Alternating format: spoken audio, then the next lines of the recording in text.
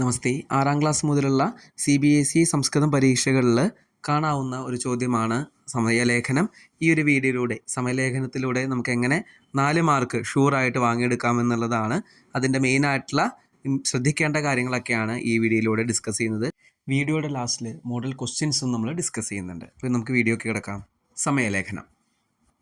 അങ്കാനാം സ്ഥാനേ ശബ്ദേഷു സമയലേഖനായ കേചന നിർദ്ദേശാഹ ദീയന്തി. ഇവിടെ നമുക്ക് അക്കം തരും, നമ്പേഴ്സ് തരും. ഈ ഒരു നമ്പർ തന്നെ നമുക്ക് സംസ്കൃതം വാക്കുകളായിട്ട് മാറ്റണം എന്നുള്ളതാണ് നമുക്ക് ചെയ്യേണ്ട കാര്യം. ഇവിടെ ക്ലോക്കിനെ ഇപ്പോൾ 9 o'clock 8 o'clock എന്ന് പറയുമ്പോൾ ക്ലോക്കിനെ സംസ്കൃതത്തിൽ വാദനം എന്നാണ് നമ്മൾ ഉപയോഗിക്കുക. വാദനം. സമയലേഖനായ സംഖ്യാവാചി ശബ്ദാന മൂലശബ്ദാഹ ഏവ പ്രയോജ്യന്തി. സമയം എഴുതുന്നതിനായിട്ട്, സമയം പറയുന്നതിനായിട്ട് നമ്മൾ പ്രധാനമായും സംഖ്യകളുടെ മൂലശബ്ദങ്ങളാണ് ഉപയോഗിക്കുക. 1 2 3 4 5 6 7 8 9 10 11 12. ഈ ശബ്ദങ്ങൾ സമയത്തിന് നമുക്ക് എങ്ങനെ ഉപയോഗിക്കാം എന്നുള്ളത് താഴെ ഒരു ടേബിളിൽ കൊടുത്തിട്ടുണ്ട്. അത് വായിച്ചു കഴിഞ്ഞാൽ, അത് പഠിച്ചു കഴിഞ്ഞാൽ നമുക്ക് മനസ്സിലാക്കാൻ സാധിക്കും. ഫസ്റ്റ് വൺ, ഇവിടെ ക്ലോക്കിന് നമ്മൾ ഓൾറെഡി പറഞ്ഞു വാദനം എന്നാണ്. അപ്പോൾ 1 o'clock എന്നുള്ളതിന് സംസ്കൃതത്തിൽ ഏകവാദനം എന്നാണ് നമ്മൾ പറയേണ്ടത്. വാദനം സമയം, ഏക എന്നുള്ള പദം കൂടി ചേരുമ്പോൾ ഏകവാദനം. 2 o'clockനെ ദ്വിവാദനം, 3 o'clock ത്രിവാദനം, 4 o'clock ചതുർവാദനം, 5 o'clock പഞ്ചവാദനം, 6 o'clock ഷഡ്വാദനം, 7 o'clock സപ്തവാദനം, 8 o'clock അഷ്ടവാദനം, 9 o'clock നവവാദനം, 10 o'clock ദശവാദനം, 11 o'clock ഏകാദശവാദനം, 12 o'clock ദ്വാദശവാദനം. അപ്പോൾ 1 മണി 2 മണി 3 മണി മുതലായ ആ അവർ ക്ലോക്കിനെ നമ്മൾ കറക്റ്റായിട്ട് മനസ്സിലാക്കി പഠിച്ചു. അടുത്ത കുറച്ച് ഉദാഹരണങ്ങൾ നോക്കാം. ഫസ്റ്റ് വൺ നവവാദനം, സെക്കൻഡ് 4 o'clock ആണിപ്പോൾ ചതുർവാദനം, അടുത്തത് 10 o'clock ആണ് ദശവാദനം.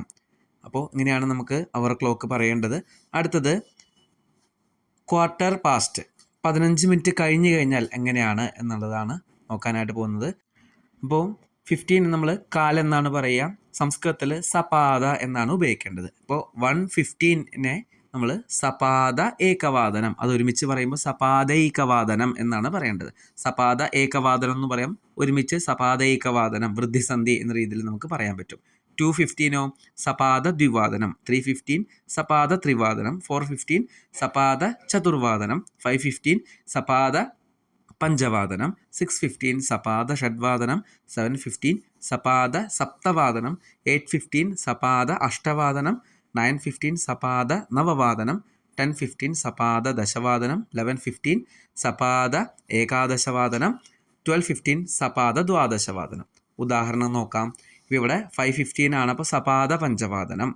അടുത്തത് ഇവിടെ 9:15 ആണ്, അപ്പോൾ സപാദ നവവാദനം. ഇങ്ങനെ നമുക്ക് കാലിനെ നമുക്ക് പറയാം. അടുത്തത് അര. സാർദ്ധ എന്നുള്ള പദം വെച്ചിട്ടാണ് നമ്മൾ 30 എന്നുള്ളതിനെ നമ്മൾ കണക്കാക്കുന്നത്. അപ്പോൾ 1:30 സാർദ്ധ ഏകവാദനം. അപ്പോൾ അത് നേരത്തെ പറഞ്ഞ പോലെ വൃദ്ധിസന്ധി വരുമ്പോൾ സാർദ്ധൈകവാദനം എന്ന് പറയാം. രണ്ട് രീതിയിൽ നമുക്ക് ഉപയോഗിക്കാം.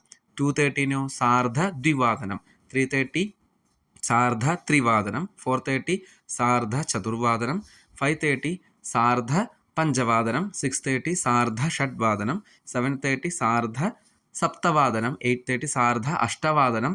ഇവിടെ സാർദ്ധാഷ്ടവാദനം ഒരുമിച്ച് സവർണ ദീർഘസന്ധിയായിട്ടും പറയാം.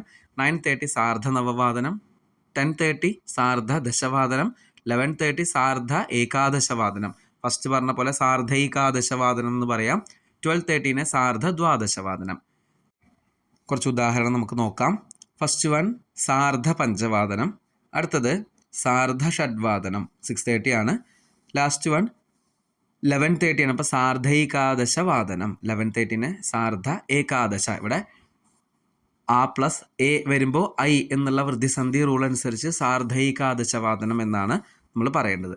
സാർദ്ധ ഏകാദശവാദനം എന്ന് സെപ്പറേറ്റ് ആയിട്ട് എഴുതിയാലും കറക്റ്റാണ്.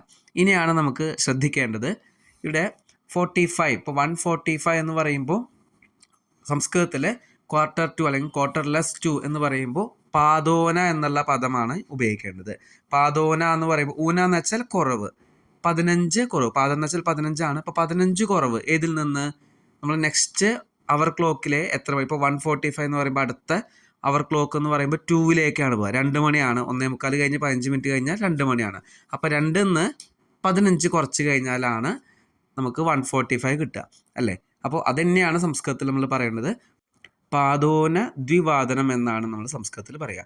അതായത് 2-ൽ നിന്ന് 4 കുറയ്ക്കുക. അപ്പോൾ നമുക്ക് 145 കിട്ടി. അടുത്തത് 245 ആണെങ്കിലോ പാദോന ത്രിവാദനം, 3-ൽ നിന്ന് 15 കുറച്ചു. 345 പാദോന ചതുർവാദനം, 445 പാദോന പഞ്ചവാദനം, 545 പാദോന ഷഡ്വാദനം, 645 പാദോന സപ്തവാദനം, 745 പാദോന അഷ്ടവാദനം. ദീർഘസന്ധി വരുമ്പോൾ പാദോനാഷ്ടവാദനം എന്നാണ് പറയേണ്ടത്. 845 പാദോന നവവാദനം, 945 പാദോന ദശവാദനം, 1045 പാദോന ഏകാദശവാദനം. അതും വൃദ്ധിസന്ധി വരും പാദോനൈകാദശവാദനം എന്നാണ് പറയേണ്ടത്. 1145 പാദോന ദ്വാദശവാദനം, 1245 പാദോന ഏകവാദനം.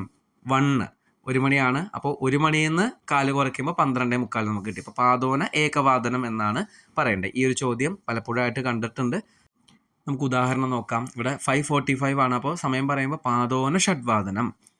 ഇനി 7:45 പറയുമ്പോൾ പാദോന അഷ്ടവാദനം, പാദോന പ്ലസ് അഷ്ടവാദനം, പാദോനാഷ്ടവാദനം. ഇനി അടുത്തത് 9:45 പറയുമ്പോൾ പാദോന ദശവാദനം എന്നാണ് നമ്മൾ ഉപയോഗിക്കേണ്ടത്. അപ്പോൾ സമയവുമായി ബന്ധപ്പെട്ട ഇമ്പോർട്ടൻ്റ് ആയിട്ടുള്ള കാര്യങ്ങൾ നമ്മൾ നോക്കിയിട്ടുണ്ട്. ഇനി നമുക്കൊരു ക്വസ്റ്റ്യൻ പേപ്പർ നോക്കാം. കാലബോധക ശബ്ദേഹി അധോലിഖിത ദിനചര്യം പൂരയിത. താഴെ ഒരു ഡെയിലി റൂട്ടീൻ കൊടുത്തിട്ടുണ്ട്. അപ്പോൾ കാലബോധകം, കാലത്തെ, സമയത്തെ സൂചിപ്പിക്കുന്ന പദങ്ങൾ ഉപയോഗിച്ചിട്ട് കറക്റ്റായിട്ട് ഫില്ല് ചെയ്യുക. ഇവിടെ ഭാവിക പ്രാതഃ ഡാഷ് വാദനെ ഉത്തിഷ്ഠതി. അപ്പോൾ 4 എന്ന് കൊടുത്തിട്ടുണ്ട്. 4 എന്ന് പറയുമ്പോൾ ചതുർ എന്നാണ് നമ്മൾ പഠിച്ചത്. അപ്പോൾ ചതുർവാദനെ ഉത്തിഷ്ഠതി എന്നാണ് നമ്മൾ എഴുതേണ്ടത്. ഇവിടെ വാദനെ ഓൾറെഡി ഉള്ള കാരണം ചതുർ എന്ന് മാത്രം എഴുതിയാൽ മതി. രണ്ടാമത്തെ തദനന്തരം സാ ഡാഷ് വാദനെ യോഗാഭ്യാസം കരോതി. അതിനുശേഷം 5:50 എന്ന് പറയുമ്പോൾ സപാദ പഞ്ചവാദനെ യോഗാഭ്യാസം കരോതി. വാദനെ എന്നുള്ള ഓൾറെഡി ഉണ്ട്. അപ്പോൾ സപാദ എന്ന് മാത്രം എഴുതിയാൽ മതി. അടുത്തത് യോഗാസനാത് പരം സാ ഡാഷ് വാദനെ സ്നാനം കരോതി. അതിനുശേഷം കുളിക്കുന്നു. അപ്പോൾ 6:30 ആണ്. അപ്പോൾ സാർദ്ധ ഷട്ട് എന്ന് എഴുതിയാൽ മതി. തദനന്തരം സാ ഡാഷ് വാദനെ വിദ്യാലയം ഗച്ഛതി. 7:45 എന്ന് പറയുമ്പോൾ പാദോന അഷ്ടവാദനെ വിദ്യാലയം ഗച്ഛതി എന്നാണ് ഉത്തരം വരിക. CBSE 10th ബോർഡ് എക്സാമിൽ സമയത്തിലും സന്ധി വിച്ഛേദത്തിലുമാണ് ഓപ്ഷൻസ് ഉണ്ടാവാത്തത്. ബാക്കി എല്ലാത്തിലും നമുക്ക് ഓപ്ഷൻസ് ഉണ്ടാവും. അപ്പോൾ സിമ്പിളായിട്ടുള്ളതാണ്. ഈ ഒരു 4 മാർക്ക് ഷുവറായിട്ട് നമുക്ക് ഈ ഒരു സമയത്തിൽ നിന്ന് നമുക്ക് പിടിക്കാനായിട്ട് സാധിക്കും. സമയം ക്വസ്റ്റ്യൻസായിട്ട് ബന്ധപ്പെട്ട് എന്തെങ്കിലും സംശയങ്ങളുണ്ടെങ്കിൽ കമൻ്റായിട്ട് ചോദിക്കുക. ഈ വീഡിയോ നിങ്ങൾക്ക് യൂസ്ഫുള്ളായി എന്ന് തോന്നുകയാണെങ്കിൽ നിങ്ങളുടെ ഫ്രണ്ട്സിലേക്കും ഷെയർ ചെയ്യുക. അടുത്ത വീഡിയോയിലൂടെ പുതിയൊരു ടോപ്പിക്കുമായി വരുന്നത് വരെ ധന്യവാദാഹ.